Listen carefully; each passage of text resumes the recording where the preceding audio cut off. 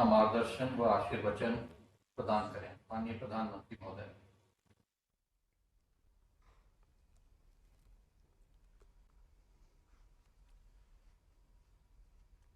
वित्त मंत्री निर्मला जी, केंद्रीय मंत्रिमंडल के मेरे अन्य सहयोगी गण, आरबीआई गवर्नर, विभिन्न मंत्रालयों के सचिव, देश के अलग अलग कोने में मुख्यमंत्री, मंत्रिपरिषद के लोग जो इस कार्यक्रम का नेतृत्व कर रहे हैं, अर्थनीति से जुड़े सभी जानकार, बैंकिंग सेक्टर के एक्सपर्ट्स, अन्य महानुभाव, देवी और सज्जनों, 75 डिजिटल बैंकिंग यूनिट्स, इसके शुभारंभ के इस अवसर पर सभी देशवासियों को हार्दिक शुभकामनाएं। आज देश डिजिटल इंडिया के सामर्थ्य का फिर एक बार साक्षी बन रहा है।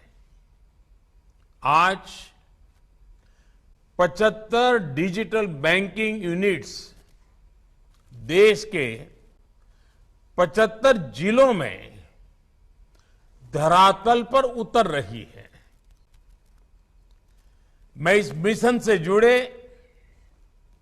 सभी लोगों, हमारे बैंकिंग सेक्टर को, हमारे आरबीआई को बहुत बहुत बधाई देता हूं। साथियों, भारत के सामान्य मानवी के जीवन को आसान बनाने का जो अभियान देश में चल रहा है, डिजिटल बैंकिंग यूनिट्स उस दिशा में एक और बड़ा कदम है। ये सिर्फ एक ऐसी विशेष बैंकिंग व्यवस्था है जो मिनिमम डिजिटल इंफ्रास्ट्रक्चर से मैक्सिमम सेवाएं देने का काम करेगी। ये सेवाएं कागजी लिखापट्टी और झंझटों से मुक्त होगी और पहले से कहीं ज्यादा आसान होगी। यानी इनमें सुविधा होगी और एक मजबूत डिजिटल बैंकिंग सुरक्षा भी होगी। गांव में, छोटे शहर में कोई व्यक्ति जब डिजिटल बैंकिंग यूनिट की सेवाएं लेगा तो उसके लिए पैसे भेजने से लेकर लोन लेने तक सब कुछ आसान हो जाएगा, ऑनलाइन हो जाएगा। अब कल्पना करिए, एक जमाने में जब एक ग्रामीण को, हमारे गांव के नागरिक को, एक गरीब को छोटी छोटी बैंकिंग सेवाओं के लिए संघर्ष करना पड़ता था, उसके लिए ये एक बहुत बड़ा कदम हुआ करता था। लेकिन आज बहुत आसानी से इस बदलाव को वो जीने के लिए आनंदित हो जाएगा, उत्साहित हो जाएगा। साथियों, हमारी सरकार का लक्ष्य भारत के सामान्य मानवी को एम्पावर करना है, उसे पावरफुल बनाना है। इसलिए हमने समाज के अंतिम पायदान पर खड़े व्यक्ति को ध्यान में रखकर नीतियां बनाई और पूरी सरकार उसकी सुविधा और प्रगति के रास्ते पर चली। हमने दो चीजों पर एक साथ काम किया। पहला, बैंकिंग व्यवस्था को सुधारना, उसे मजबूत करना, उसमें पारदर्शिता लाना और दूसरा वित्तीय समावेश किया, फाइनेंशियल इंक्लूजन किया। पहले जब बौद्धिक सेमिनार्स होती थी, बड़े बड़े विद्वान लोग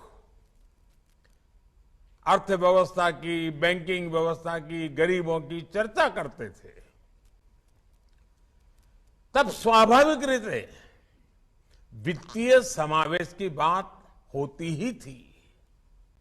लेकिन जो व्यवस्थाएं थी वो विचारों तक सीमित रह जाती थी।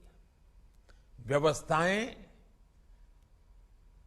इस क्रांतिकारी कार्य के लिए, फाइनेंशियल इंक्लूजन के लिए, समावेश के लिए तैयार नहीं होती थी। पहले सोचा जाता था कि गरीब खुद चलकर बैंक चला जाएगा, बैंक सिस्टम से वो जुड़ जाएगा। लेकिन हमने रिवाज बदला। हमने तय किया कि बैंक खुद चलकर गरीब के घर तक जाएंगे।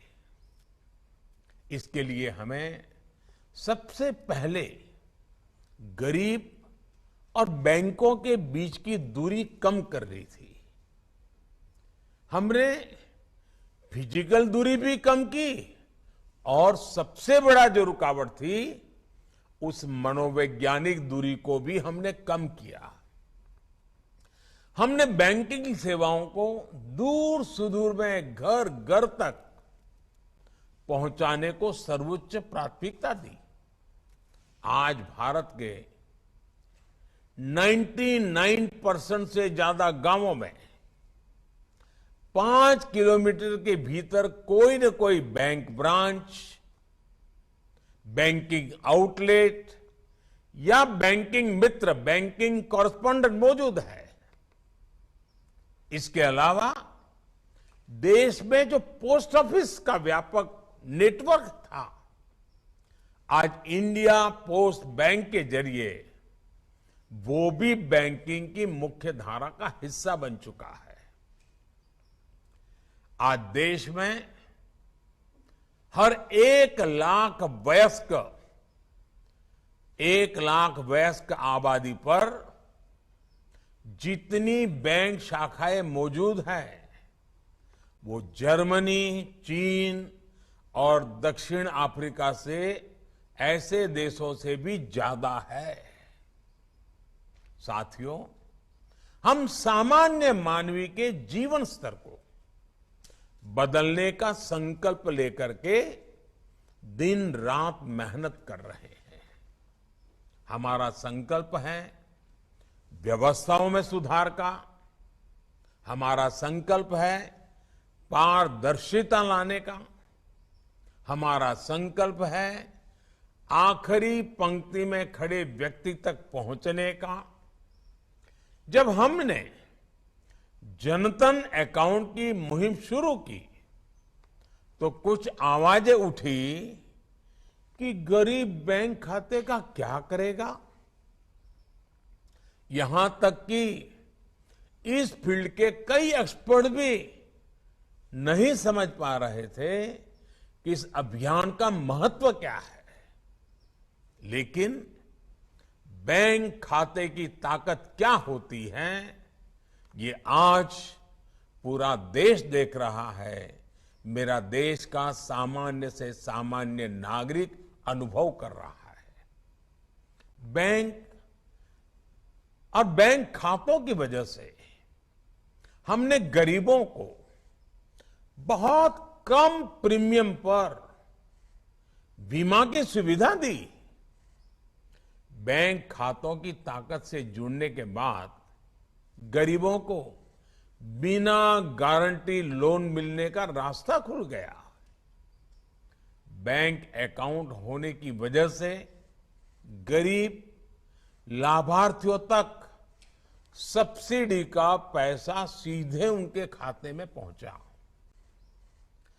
बैंक खातों के जरिए ही गरीबों को घर बनाना हो, शौचालय बनाना हो, गैस की सब्सिडी प्राप्त करना हो, उनको सीधे उनके खाते में दिया जा सका।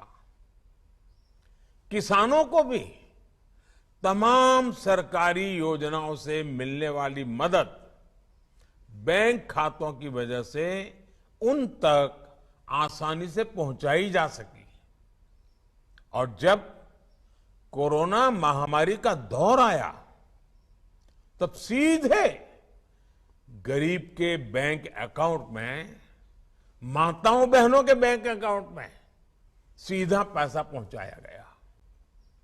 बैंक खातों की वजह से हमारे रेहड़ी पटरी वाले भाई बहनों के लिए स्वनिधि योजना भी शुरू होगा पाई। जबकि उसी दौरान विकसित देशों तक को इस काम में मुश्किलें पेश आ रही थी। आपने सुना होगा, अभी अभी आईएमएफ ने भारत के डिजिटल बैंकिंग इंफ्रास्ट्रक्चर की भूरी भूरी प्रशंसा की है। इसका श्रेय भारत के गरीबों, भारत के किसानों और भारत के मजदूरों को जाता है, जिन्होंने नई तकनीकों को हिम्मत के साथ, समझ के साथ अपनाया, उसे अपने जीवन का हिस्सा बनाया। साथियों, वित्तीय भागीदारी जब डिजिटल भागीदारी से जुड़ जाती है तो संभावनाओं का एक नया विश्व खुलने लग जाता है। यूपीआई जैसा बड़ा उदाहरण हमारे सामने है और भारत इसके लिए गर्व करता है। यूपीआई अपने तरह की दुनिया की पहली टेक्नोलॉजी है, लेकिन भारत में आप इसे शहर से लेकर गांव तक, शोरूम हो या सब्जी का ठेला, हर जगह आप उसे देख सकते हैं। यूपीआई के साथ ही अब देश के जन सामान्य के हाथों में रुपे कार्ड की ताकत भी है।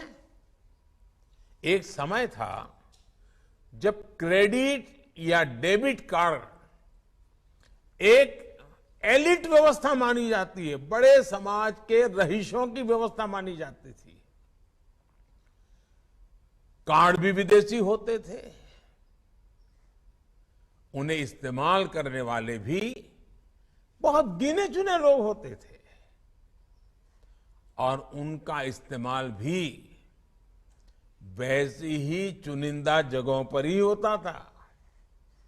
लेकिन आज भारत में 70 करोड़ से ज्यादा रुपे कार्ड सामान्य मानवी के पास है। आज भारत का स्वदेशी रुपे कार्ड दुनिया भर में स्वीकार किया जा रहा है। टेक्नोलॉजी और इकोनॉमी का ये जोड़ एक और गरीब की गरिमा और मध्यम वर्ग को बहुत बड़ी ताकत दे रहा है, तो साथ ही देश के डिजिटल डिवाइड को उसे भी खत्म कर रहा है। साथियों, जैम यानी जनधन, आधार और मोबाइल की त्रिशक्ति ने मिलकर एक बड़ी बीमारी का इलाज भी किया है। ये बीमारी है भ्रष्टाचार की बीमारी है। पैसे ऊपर से चलते थे, लेकिन गरीब तक पहुंचते पहुंचते गायब हो जाते थे। लेकिन अब डायरेक्ट बेनिफिट ट्रांसफर यानी डीबीटी के जरिए पैसा जिसके नाम से निकलता है उसके खाते में पहुंचता है, उसी समय पहुंचता है। अलग अलग योजनाओं में अब तक डीबीटी के जरिए 25 लाख करोड़ रुपए से ज्यादा की राशि ट्रांसफर की जा चुकी है। और कल देश के करोड़ों किसानों को वैसे ही 2,000 रुपये वाली किस्त भेजने वाला हूं। भाइयों और बहनों, भारत की इस डीबीटी और डिजिटल ताकत को आज पूरी दुनिया सराह रही है। हमें इसे आज एक ग्लोबल मॉडल के रूप में देखा जा रहा है। वर्ल्ड बैंक तो अब यहां तक कह रहा है कि भारत डिजिटाइजेशन के जरिए सामाजिक सुरक्षा निश्चित करने के मामले में लीडर बन चुका है। टेक्नोलॉजी वर्ल्ड के सफलतम लोग भी, टेक्नोलॉजी की दुनिया के जो महारथी हैं, वे लोग भी भारत की इस व्यवस्था की भरपूर सराहना कर रहे हैं। उसकी सफलता से वे स्वयं भी अचंभित है। भाइयों और बहनों, आप कल्पना करिए, जब डिजिटल भागीदारी और आर्थिक भागीदारी की इतनी ताकत है, तो दोनों की 100% क्षमता के इस्तेमाल से हम अपने देश को किस ऊंचाई तक ले जा सकते हैं। इसलिए आज फिनटेक भारत की नीतियों के, भारत के प्रयासों के केंद्र में है और भविष्य को दिशा दे रहा है।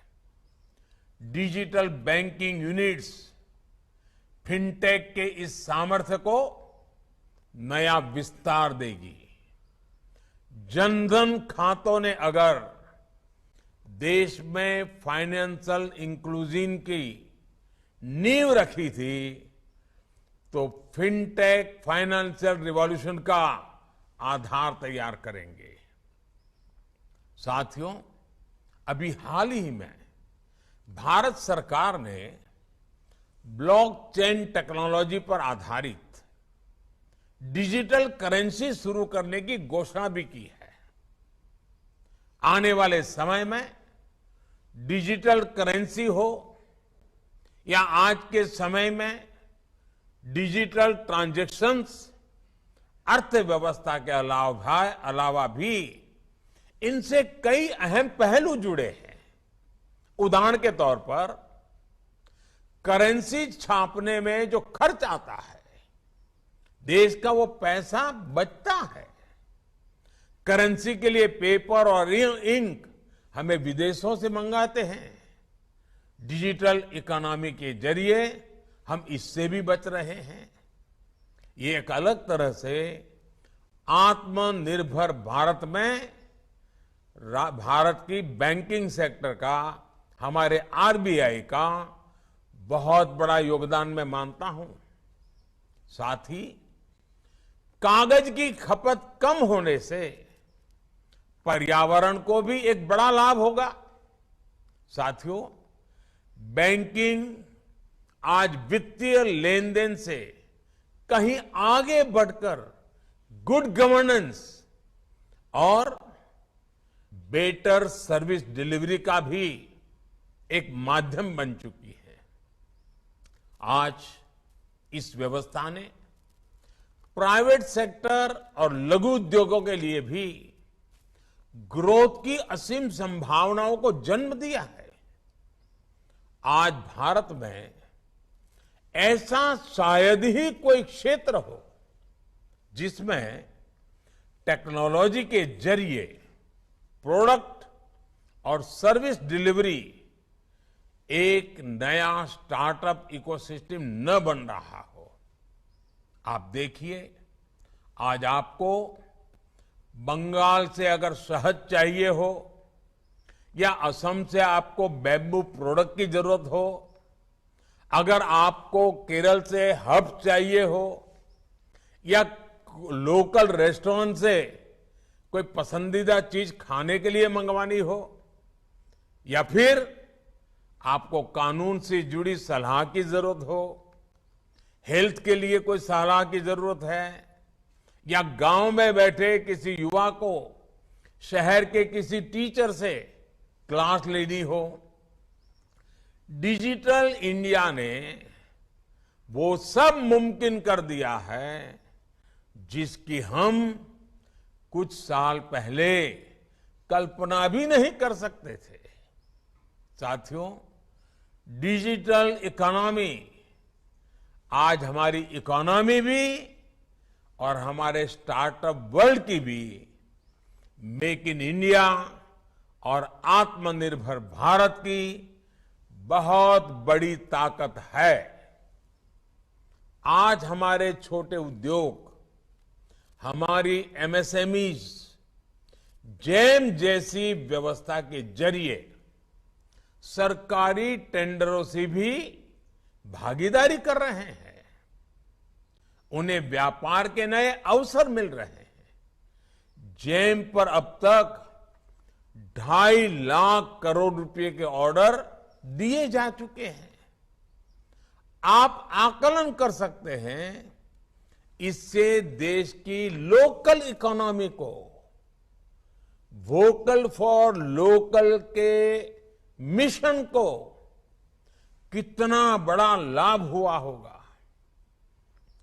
डिजिटल बैंकिंग यूनिट्स के जरिए इस दिशा में अब कई और नए अवसर पैदा होंगे। हमें इस दिशा में इनोवेशन करने होंगे। नई सोच के साथ नए अवसरों का स्वागत करना होगा। साथियों, किसी भी देश की अर्थव्यवस्था उतनी ही प्रगतिशील होती है जितना वहां का बैंकिंग सिस्टम मजबूत होता है। आज भारत की इकोनॉमी एक निरंतरता के साथ आगे बढ़ रही है। ये इसलिए मुमकिन हो रहा है क्योंकि इन 8 वर्षों में देश 2014 के पहले वाले फोन बैंकिंग सिस्टम से डिजिटल बैंकिंग पर शिफ्ट हो गया है। 2014 से पहले की फोन बैंकिंग आप लोगों को भली भांति याद होगा और समझ गए होंगे। बैंकों को ऊपर से फोन आता था और तय होता था कि बैंक कैसे काम करें, किसे पैसे दें। इस फोन बैंकिंग राजनीति ने बैंकों को असुरक्षित कर दिया, गड्ढे में उतार दिया, देश की अर्थव्यवस्था को असुरक्षित कर दिया था। हजारों करोड़ के घोटालों के बीच निरंतर घोटाले की खबरें आया करती थी। लेकिन अब डिजिटल बैंकिंग से सब पारदर्शी तरीके से चल रहा है। हमने एनपीए की पहचान के लिए पारदर्शिता लाने की दिशा में काम किया। लाखों करोड़ रुपए बैंकिंग व्यवस्था में वापस आए। हमने बैंकों को रिकैपिटलाइज किया। विलफुल डिफॉल्टर्स के खिलाफ एक्शन लिया। प्रिवेंशन ऑफ करप्शन एक्ट में भी सुधार किया गया। एनपीए से जुड़े मुद्दों को सुलझाने में आईबीसी की मदद में तेजी लाई गई। हमने लोन के लिए भी टेक्नोलॉजी और एनालिटिक्स के इस्तेमाल को बढ़ावा दिया, जिससे एक पारदर्शी और वैज्ञानिक व्यवस्था खड़ी हो सके। बैंकों के मर्जर जैसे महत्वपूर्ण निर्णय पॉलिसी पैरालिसिस के शिकार थे। देश ने उन्हें भी उतनी ही मजबूती से निर्णय किए, कदम उठाए। आज निर्णयों के नतीजे देश के सामने हैं, दुनिया सराहना कर रही है। डिजिटल बैंकिंग यूनिट जैसी नई शुरुआत और फिनटेक के इनोवेटिव इस्तेमाल के जरिए अब बैंकिंग व्यवस्था के लिए एक नई सेल्फ ड्रिवन मैकेनिज्म तैयार हो रहा है। हम इससे उपभोक्ताओं के लिए जितनी ऑटोनॉमी है, बैंकों के लिए भी उतनी ही सुविधा और पारदर्शिता है। मैं चाहूंगा इस तरह की व्यवस्थाओं को कैसे और व्यापक बनाया जाए, कैसे इसे लार्ज स्केल पर आगे बढ़ाया जाए। इस दिशा में सभी स्टेक होल्डर्स काम करें। हमारे सभी बैंक ज्यादा से ज्यादा लोगों को डिजिटल व्यवस्थाओं से जोड़ने का टारगेट रखे।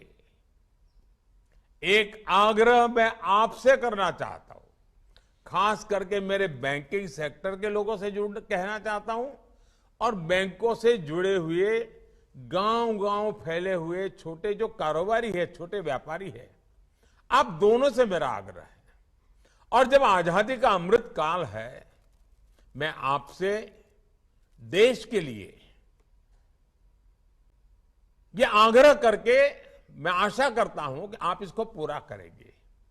क्या हमारे बैंक और हमारे छोटे व्यापारी मिल करके क्या हम एक काम कर सकते हैं? क्या हमारे बैंक जो बैंक ब्रांच है, चाहे शहर हो या गांव हो, वो अपना जो उनका क्षेत्र है, उस क्षेत्र के कम से कम 100 व्यापारी, मैं ज्यादा नहीं कह रहा हूं, सिर्फ 100 व्यापारी वो पूरी तरह डिजिटल लेन देन वाली व्यवस्था, 100% डिजिटल लेन देन वाली व्यवस्था अगर हमारे 100 व्यापारी आपके साथ जुड़ के कर लें, तो आप कल्पना कर सकते हैं कितना बड़ा रिवॉल्यूशन का हम फाउंडेशन तैयार कर देंगे।